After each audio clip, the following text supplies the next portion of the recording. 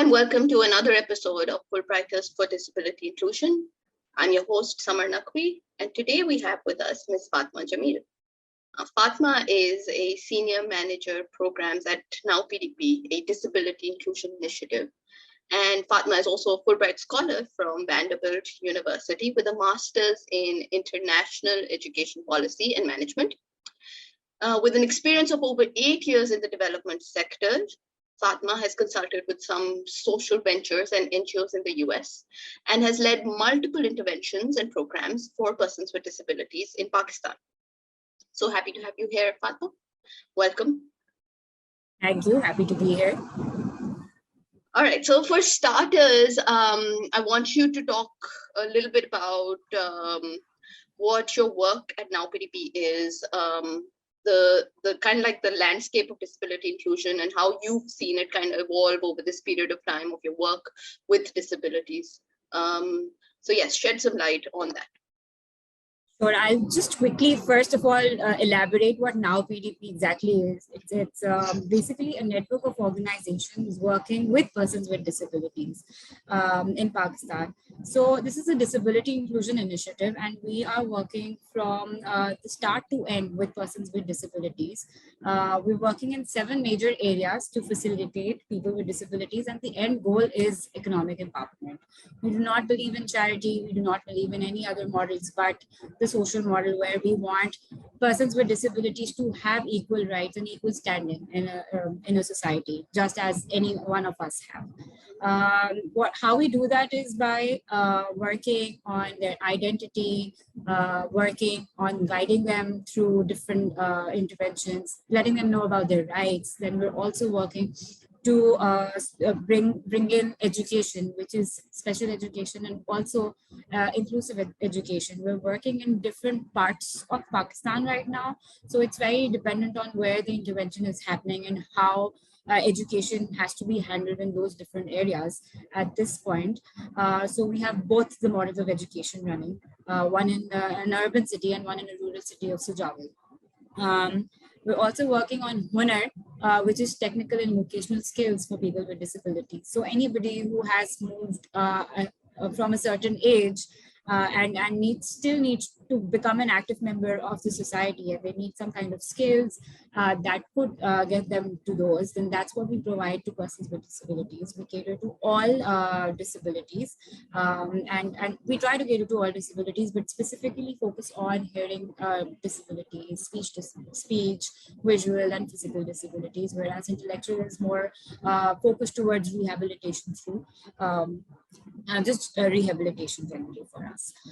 Moving forward, Hunar or vocation skills is not just the stop bit, right? What we want to also do and ensure is that all of these people are being placed into some organizations or getting some economic involvement in their households and can contribute to the household through economic empowerment.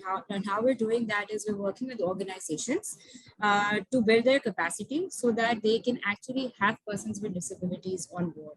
Now we do that with multiple, through different fronts. What we're doing is we try to involve the governments. We try to also involve the major, umbrella organizations like State Bank of Pakistan, for example, where we try to sort of help them pass policies, recommend policies so that those can be implemented by the bodies and by the institutions that are registered with those bodies. And that is our approach. So our approach is to definitely ensure that everybody from the government to the major stakeholders are involved in such decision making, so that all persons with disabilities are somehow, all the organizations somehow lead towards and thinking about economic empowerment of persons with disabilities and having them on board. And we're also working on self-employment of these people. There are some people obviously who who are unable to secure jobs or do not want to do jobs. Then we're also sort of helping them out, get some loans through different banks and some different organizations that do so as well. Then we have some core projects running as well, like the Rickshaw project, which basically caters to special needs of persons with physical disabilities who have lower limb impairments. And these are retrofitted rickshaws that are designed for them, that makes them economically empowered because they can take these rickshaws out and provide for their families. Yes, so the idea basically is economic empowerment, and that's what we focus on. With respect to your second part of the question, how I've seen the entire sort of dialogue evolve. I think it's been over 4 years now that I'm working in the disability sector per se, and from the beginning to where I started right after my Fulbright, actually, to where things are and how people have become more aware. People are starting to talk about disability, recognize disability. I mean, I'm not saying that we have reached a point. I mean, it's just the starting point, but I think we've reached that initiation point where at least people at all levels are thinking at least about disability inclusion. You know, when they talk about D&I, it's not just gender inclusion anymore.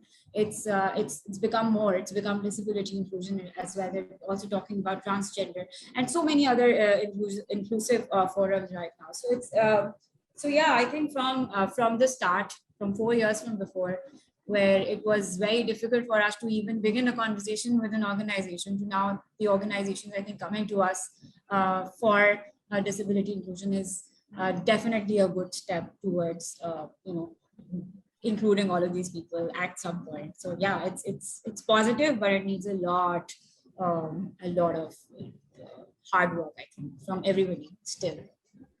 Yeah, no, absolutely. And 100% agreed. In fact, like I've been a part of NOWPDP previously as well, so this is extra special to hear you talk about it. I also want to sometimes understand, while working in this sector, while working for disability inclusion, there's a lot that you learn in the process. And I want you to kind of talk a little bit about what your experiences have been, what all you've learned, but also speak a little bit about what the organization offers you and what you offer the organization, both ways, kind of like what your role is, and then how do you get something from the organization? What has led you to stay in this sector for 4 years and continue working? I think somewhere, honestly, if I'm to, when we started off with NOWPDP, and I mean, obviously you were there as well. I think one thing that holds or that has always pulled me back to this has been the kind of, has been the need, right? The intense, I mean, there's people who are working in the education sector, and considering my background and my master's was in international education, but there's so many people who talk about this on a daily basis. I would see like so many of my colleagues who just come back, getting into all of these organizations, doing brilliant things in education.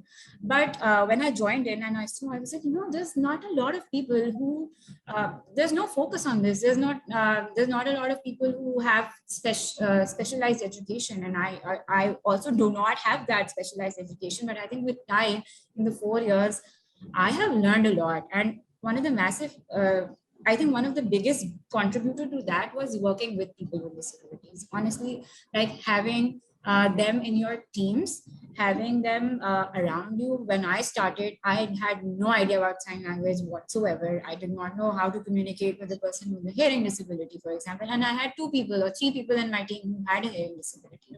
So I was forced to be in a situation to be uncomfortable. And I had to work with my team. So I learned sign language, for example, right? And the best part, honestly, about this also is after that we had a person with visual disability join the team, and the realization that no 2 disabilities are similar. You cannot handle, if you know how to accommodate a certain disability, you wouldn't be able to probably do justice to the other person if you utilize the same kind of tactics and techniques and strategies. And later on, we actually had a person who was on the autism spectrum join in, and that's when I felt like I knew so much about everything. And then I had a very interesting interaction with that person, and where I was like, oh, just how I am giving instructions or like how I'm talking to this person is not working out for them.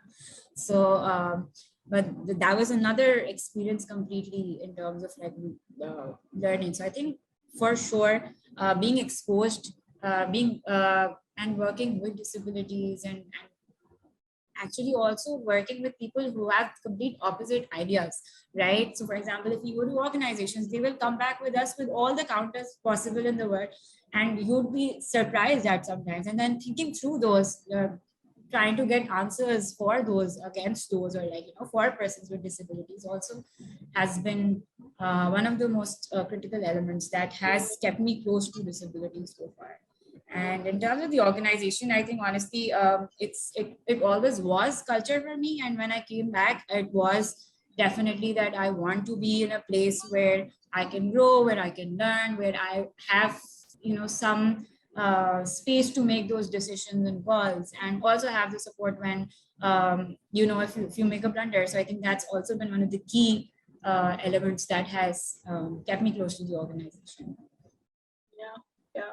No, I get that completely. I think you're speaking about working directly with individuals with disabilities, persons with disabilities. That does teach you a lot. But I sometimes also question how difficult is it? Why are we at a stage where we have to build the capacity of organizations to have persons with disabilities as a part of their organization?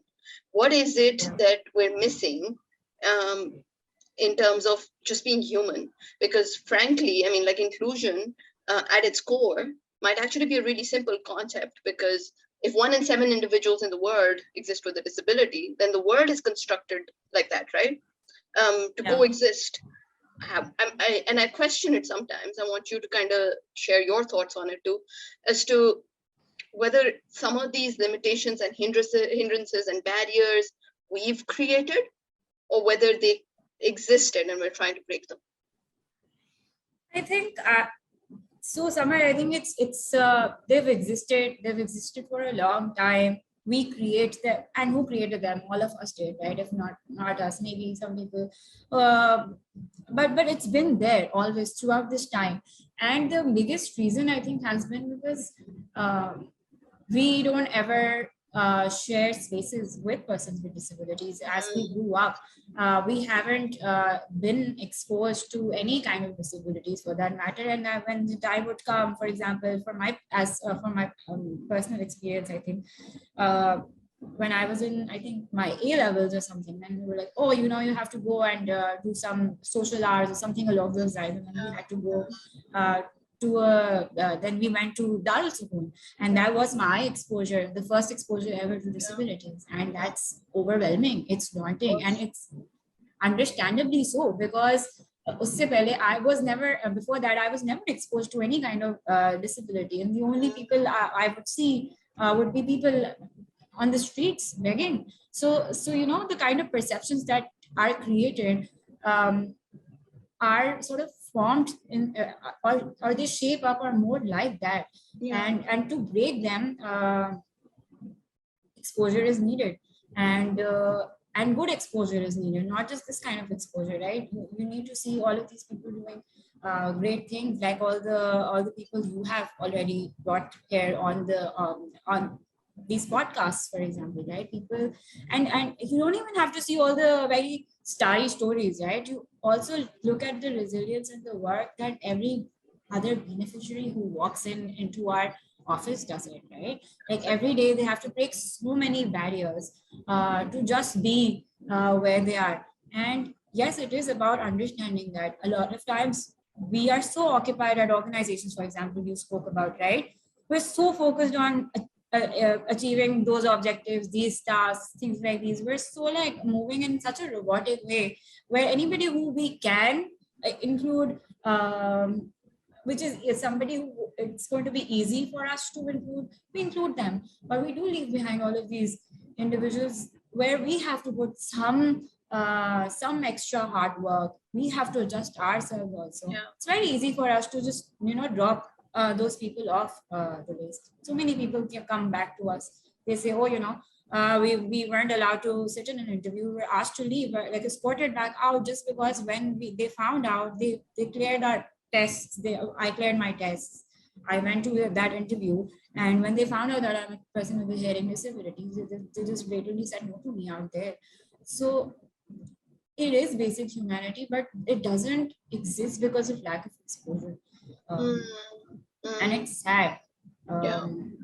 It's there are some people, there's a mix of people that you always come across, right? There are some people who are extremely progressive, want to take those kind of big steps, but then organizational budgets sometimes, limit them. Sometimes multiple other, like resistance from everywhere.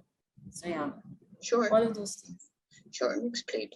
And since we're speaking about this, I also want your understanding of language and how big a role that plays, the vocabulary we have. Because we do understand that at times the conversations, the dialogue kind of stops at appropriate language, words to use, words not to use, what is hurtful, what is appropriate.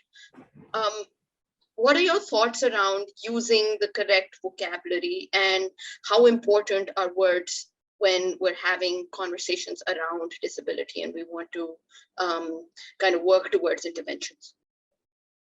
I think somewhere when we work in disability and we do like some trainings, that's the first sort of, the first thing that I say to my audience, right? I'm not here to talk about terminologies. I'm not here to discuss those, because that's where, unfortunately, the conversation stops. People like you and I are sitting and deciding what persons with disabilities have to be called. And that's not fair. And that's not just it too, right? There's so many things that we need to do as a society to accommodate persons with disabilities. Why just be stuck up on the use of language, where I am obviously not a supporter of the fact, that you start sort of using derogatory terminologies or use things that don't mean well towards those people.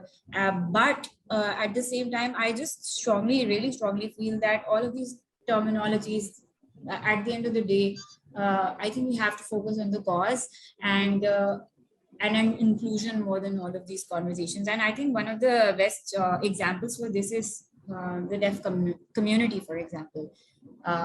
While we try calling them people with hearing disabilities and we use the person first language, but at a lot of deaf individuals, and especially in Pakistan, I wouldn't say this is true probably for all around the globe, but in Pakistan, it's actually a matter of pride for them to be related to this deaf community. So who are we to say you shouldn't be talking, you shouldn't say deaf, or you shouldn't say persons with hearing disabilities? I think one of the easiest ways is, again, like you said before, right? Why don't we just treat them as another human who's walked in, and we speak to them as Samar or as Fatma or as whoever that person is. Absolutely. And that would be the easiest, and then there's going to be no confusion. But for sure, I think we have to watch what we're saying, calling out persons without disabilities, something or a term that is probably sort of undermining the actual disability that somebody may have. I think that's something that we need to obviously watch out for and be careful of. Sure. Yeah, no, I understand that completely. In fact, like what you're speaking of is kind of reclaiming the word deaf for the deaf community. And I feel like we've seen a lot of blind individuals do the same. And coming to that, because we're speaking about different types of disabilities and how we classify them under certain categories, and there's often conversation around, and this term has come up over and over again, around disability politics. Whether we're focusing a little too much on one type of community, whether There exist other disabilities that we're not focusing on. Are we choosing what is convenient for job placements as well? What are your thoughts around this as an NOWPDP as well, and you personally too? So I think, Summer, to be honest, we do get that a lot, right? We do hear that there is a certain preference for all organizations to hire this disability or that disability. To be honest, I think if you look at it positively, probably some years ago we weren't thinking about disabilities at all, right? It was just focused on certain aspects only. If we start pushing the guns from all sides and make it extremely difficult for everybody to even, you have to ease everybody's way into inclusion also, because we do understand that it is a very, it is a daunting task for almost all organizations to even kickstart inclusion or get their budgets approved for that matter.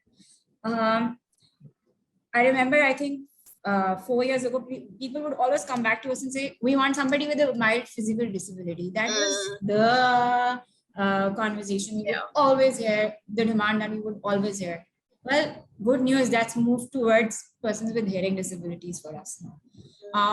So because you push back, because you try to, obviously you have, that is the easiest disability to accommodate, right? A person with a mild physical disability, you don't really have to do anything but to just hire them. Then accommodations become a bit difficult or expensive if you have to cater to a person who is on a wheelchair, for example. You have to make those kind of investments, and it becomes a bigger bite for the organizations. But then the conversation has, luckily, and I think it's a good thing that it's moved towards hearing disabilities. Now they're actually willing to take that extra mile or go that extra mile to learn sign language to accommodate persons with hearing disabilities in the banking sector, in the textile sector. So I think think of it as climbing the steps, right? One disability at a time. Yes, there is disability politics, definitely, where people keep saying, that, and I do agree that everybody must be involved in all of these, and accommodations should be made for all other disabilities as well. But our approach is to ease organizations into a certain disability, and then they're going to automatically start thinking bigger. And we've seen that in our 4 years, we've seen organizations who started with mild physical disabilities to now hiring persons with even visual disabilities at this point. So yes, while accommodations are different and difficult for every disability, I think we should be a bit easy on the people who are also taking those steps, because if we become too hardcore and too adamant on having all disabilities at once, sometimes it's difficult. It's actually difficult, and you need to just also swallow that bitter bite that it is. Of course, it's an uphill battle to keep chipping away on it, and inshallah, we'll get somewhere. So how is your Fulbright experience contributed to the work that you're doing here? Because I know that you studied international education, and you are running a few programs that work on education. So perhaps shed some light as to how you've been able to borrow from that experience and try to implement it here in Pakistan. I think if I'm to, I think what also opened up my mind a lot was just being there in Nashville and seeing this really uphill walk, extremely accessible for people with disabilities. And when I came back, and this was very initially, I said, so right outside my classroom, what would happen was we had a special education school also in that same area, and every time between 4 to 7 we had a class going on. I still remember this very, and because I was always so intrigued of what was happening outside the classroom. But that was a person with the white cane, and there was white cane training happening for those individuals. So I would always see that somebody was being trained how to use a white cane right outside my classroom from 4 to 7. And that also kind of made me think, right? And then looking at the curbs, everything extremely accessible, and then a bus stops by and a ramp comes down, and then you see people just like going independently into that van, sitting, and all the seats are being adjusted for them, wrapped up, and then they just go and be there. I mean, it's another world that we should reach, and it seems so far away. Sadly, when we sit here right now, it seems so far away. The kind of inclusion that I think all of us have seen in the West, and just I think that was the motivation, right? If people can do that, why can't we do smaller bits, right? These are the easier chunks, these are the easier bits. Why are they so difficult to achieve? And then other than that, I think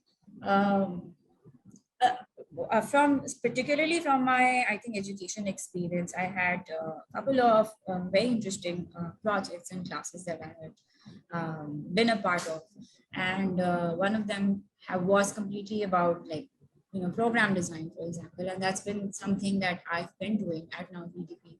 I right now have sort of implemented a lot of things that I've learned. For example, just doing something as basic as LFAs. They sound really basic now, they did it before, but applying all that knowledge of monitoring and evaluation of programs and designing the programs and strategizing them. I think all of that at some point or the other has sort of helped me pave my way here at NOWPDP. And I am forever thankful for that experience, because I think it's always on your mind, right? Whenever you're back, it's been, I don't even remember, I think it's been 5 years or more now for me, and 5 years or 4 years since I've come back. But when you think back, it's someplace we would ideally want to see our society sort of reach that point for inclusion.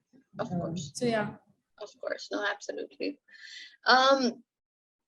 So Fatma, I know we've spoken a little bit about some of the challenges in this space, but we've spoken a little bit about limitations and barriers as well. But if you could speak a little bit about moments of joy, or some instance or something that may have happened that kind of gave you that feeling, that sense of hope and your drive to continue on, if there is an incident of some sort. Yeah, that you'd like to come. Honestly, there have been many. I mean, at work, if I'm to be honest, I have broken down multiple times at the beginning, and then I said, I need to focus on all these really small joys. I think so. The first one for me was when I was able to interact with my team completely independently using sign language, and then that was a sense of achievement, and that was my own achievement, right?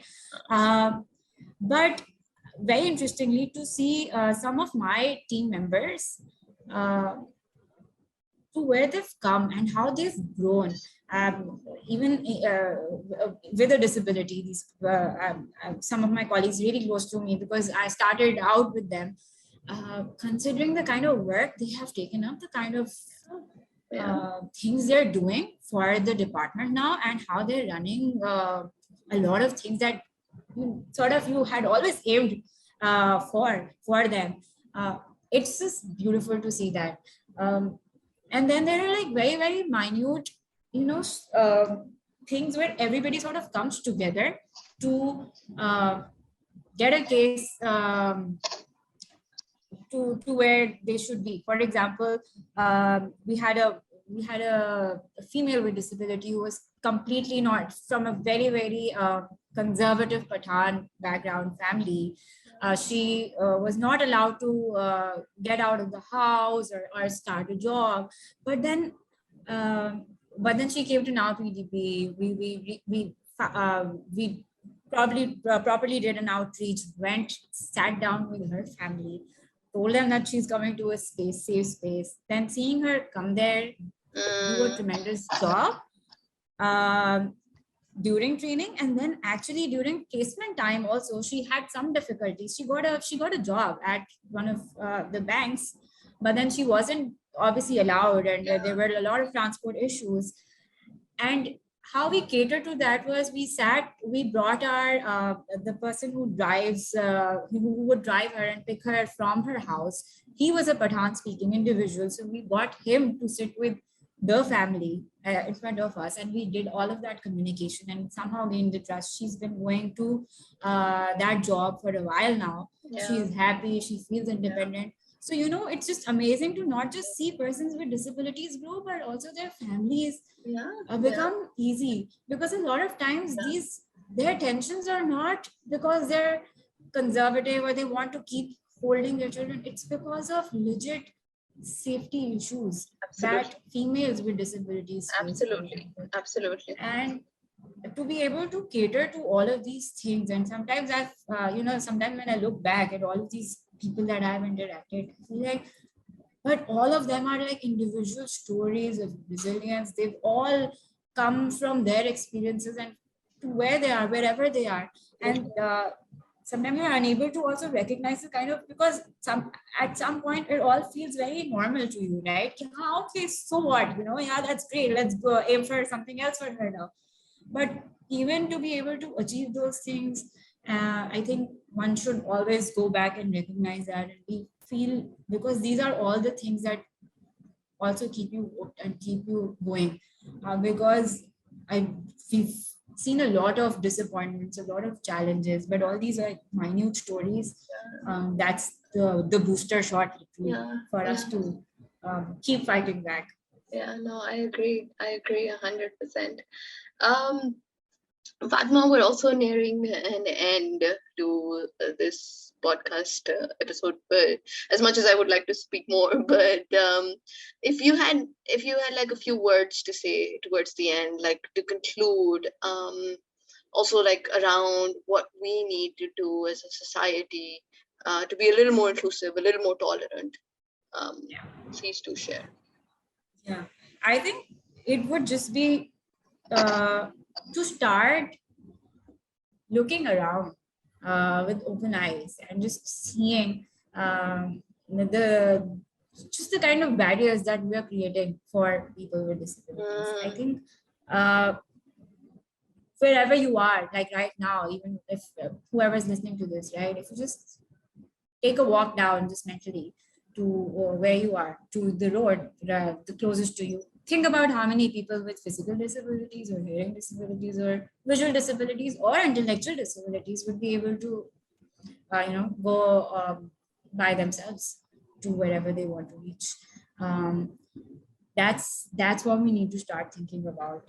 We are thinking about it, we are thinking about including them, but that's where we need to make the most noise and to raise our own alarms, to know how inaccessible and closed off we are as a society, and how we are actually unfortunately marginalizing them. So I think I would just really want everybody to just sit and think about this, because that's key. If we make this accessible, if we break all of these barriers down, that's it, guys. We have an inclusive world.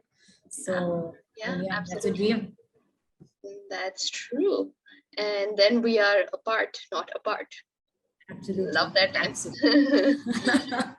All right. On that note, Fatma, thank you for being with us today. Such a pleasure, and continue doing the great work that you're doing. More power to you. So much, Samar. It was a pleasure. Take care. Hafiz.